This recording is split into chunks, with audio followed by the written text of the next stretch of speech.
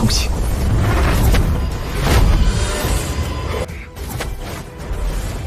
Hello, xin chào các bạn đã quay trở lại với review 5 phút. Ở cuối tập 145, sau khi Thạch Hạo tới mỏ khoáng của thiên nhân tộc, ngay khi gặp bảo vật, anh ấy đã lập tức vác nó đi và bỏ chạy về phương xa. Rất nhanh, sau khi bảo vật bị mất, một vị lão nhân đã liền trở về tộc bẩm báo. Biết được tin này, đám cao tầng thiên nhân tộc vô cùng tức giận. Ngay lập tức, đám người này đã liền tính toán, dường như bọn họ biết đó là cái tên Hoang. Thế nhưng, bọn họ lại không đi tìm Hoang mà sẽ làm gì đó. Ở bên ngoài, nghe được kế hoạch của đám người kia vạch ra, Vân Hy vô cùng kinh ngạc, trong ánh mắt của nàng lộ rõ một sự sợ hãi. Cũng trong lúc đó, ở tại phế tích, hình ảnh của Thạch Hạo cùng Tề Đạo Lâm rất nhanh đã xuất hiện. Lúc này, trước mắt hai người chính là một quả trứng. Nhìn sư phụ, thanh âm Thạch Hạo vang lên nói, đạo chủ, ông xem đây là trứng gì, nếu như ăn thì hiệu quả như thế nào? Ngươi cái tên phá của này, còn muốn ăn sao? Vật này rốt cuộc là cái gì? Quá nửa là một loại tiên kim, có thể là tiên kim 7 màu, có thể là tiên kim hư không, nói chung không phải trứng.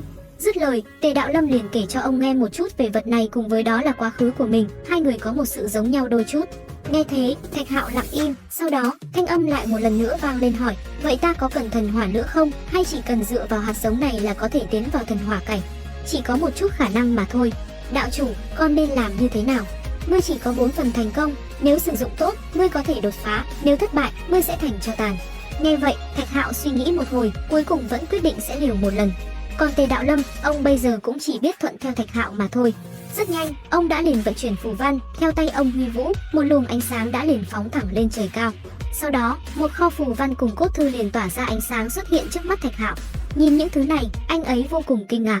Nhìn ngắm một hồi, Thạch Hạo từ trong đống cốt thư tùy ý cầm một khối, xem xét tỉ mỉ, nháy mắt liền đã bị hấp dẫn. Cứ thế, anh ấy nghiền ngẫm nó. Cuối cùng, sau khi nghiên cứu hết một lượt, Thạch Hạo liền tiến hành tu luyện. Lúc này, lấy anh ấy làm trung tâm, phù văn rất nhanh đã tỏa sáng. Sau đó, Thạch Hạo liền đem quả trứng khi nãy ra và sử dụng nó. Nhất thời, khi anh ấy sử dụng, trên người, một luồng khí tức bạo phát. Bởi vậy, Thạch Hạo phải nhanh chóng thi triển pháp môn côn bằng cùng Chu Tước để chống cự lại luồng tinh lực mạnh mẽ kia. Lẳng lặng ngồi tại chỗ, Thạch Hạo liên tục vận chuyển phù văn. Thế nhưng đột nhiên, từ nơi anh ấy đang ngồi, một luồng ánh sáng đỏ bất chợt phóng ra. Sau đó, khi ánh sáng đỏ thu liễm, ánh mắt Thạch Hạo lóe lên quang mang, anh ấy liền chỉ tay về phía trước và bắn ra một đạo kình khí khiến đất đá nổ tung. Chưa hết, khi tinh lực bộc phát, dị tượng cũng liền xảy ra.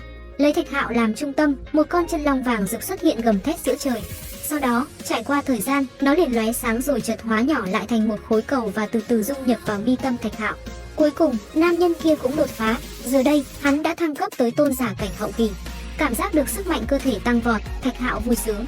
Ở phía xa kia, ngay cả Tề Đạo Lâm cũng giật mình, ánh mắt thâm thúy của ông nhìn chằm chằm Thạch Hạo như muốn xem hết ngọn ngành của hắn.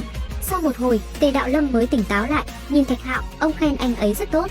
Còn nam nhân kia, rất nhanh, thanh âm đã liền vang lên nói, đạo chủ, con muốn đi xem động tĩnh bên ngoài một chút. Đi đi, không cần quan tâm bất cứ điều gì. Nghe vậy, Thạch Hạo liền khom người hành lễ trước Tề Đạo Lâm, sau đó, thân hình liền bay đi. Rất nhanh, phi hành một loáng, anh ấy đã liền xuất hiện tại mỏ khoáng thạch của thiên nhân tộc. Nhìn đám người kia, thanh âm Thạch Hạo vang lên nói, thiên nhân tộc, ta trở về đây, hôm nay ta sẽ xóa sổ các ngươi. Ngươi còn dám xuất hiện?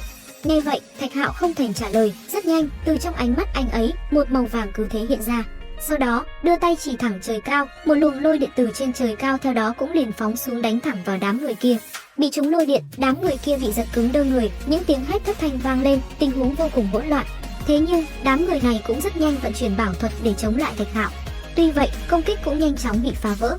Còn Thạch Hạo, anh ấy vô cùng lạnh lùng, lôi điện trong tay ngưng tụ thành một quầng sáng, sau đó, theo bàn tay chỉ ra, nó liền bắn xuyên qua hư không.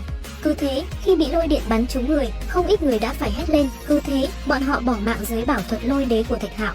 Giờ khắc này, Thạch Hạo ra tay như muốn huyết tẩy cả thiên nhân tộc, nơi đây cũng trở nên hỗn loạn vô cùng. Đến đây thì hết tập 146 Thế giới hoàn mỹ. Xin chào và hẹn gặp lại các bạn ở những video tiếp theo.